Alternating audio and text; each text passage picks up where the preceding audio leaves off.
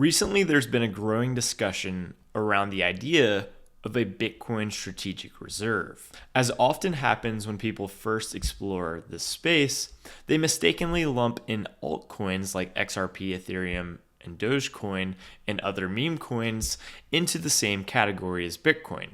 They assume these assets are similar and deserve similar valuations, but this is simply not the case.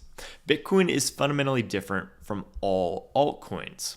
Understanding this requires grasping the purpose of money itself, to converge on a single common tool for savings and trade. Money exists to solve the inefficiencies of barter. If multiple competing forms of money could coexist indefinitely, we wouldn't need money to begin with. We could just exchange goods and services directly. Bananas for apples, chairs for light bulbs, labor hours for cameras or iPhones.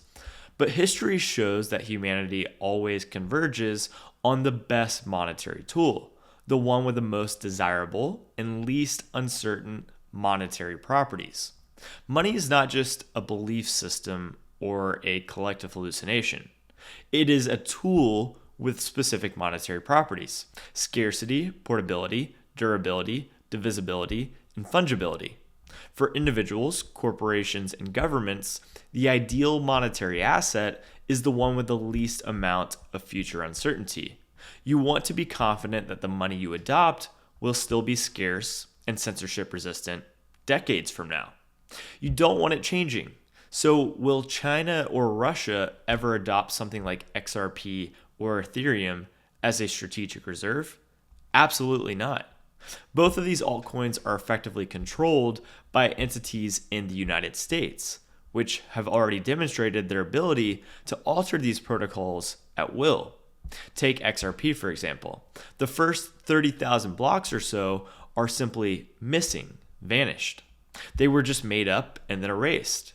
Ethereum, it made a fundamental, non-backwards compatible change by transitioning from proof of work to proof of stake, proving that it is not a neutral, immutable system. These changes demonstrate that these assets are not more decentralized than Bitcoin. In fact, they are significantly less decentralized. This makes them poor monetary tools because they introduce greater uncertainty about their future rules and governance. Strategic reserves require the best form of money. Bitcoin is the only credible choice. China and Russia are not going to adopt a strategic reserve based on a US-controlled protocol that can be altered or censored. They will only consider a neutral, global, immutable monetary protocol that no government can change. One that is perfectly scarce, censorship resistant, and portable over the internet. Perhaps the United States would prefer if China and Russia simply gave up their own currencies and adopted the US dollar, a fully centralized money controlled by the United States. But that's never going to happen.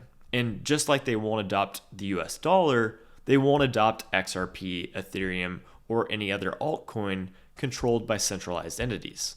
For the United States, including any altcoins in a strategic reserve would be a complete misallocation of capital, a waste of taxpayer money, and a distraction from the true innovation in the space, Bitcoin.